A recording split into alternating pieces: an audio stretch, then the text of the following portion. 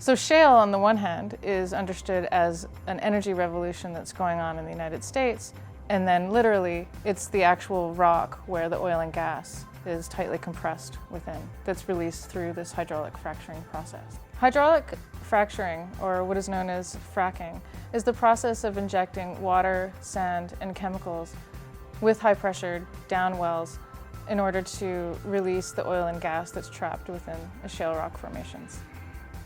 Shale LNG is allowing the U.S. to become a significant energy exporter. Several years ago, everyone was under the expectation that the U.S. would be at a deficit of natural gas for several years to come.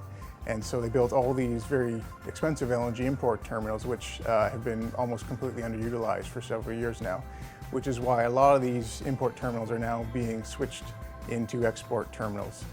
The way that the US refineries are geared, they're actually geared up to process a lot of heavy crude because they thought that going forward, a lot of the oil that they would use would come from places like Canada, Saudi Arabia, Venezuela.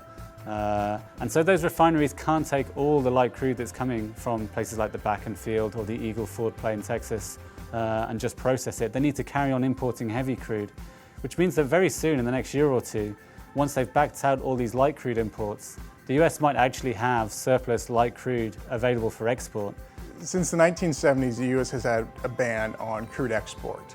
And the reason for that was after the 1970s oil crisis, there was so much concern that any domestic production had to be reserved for domestic use.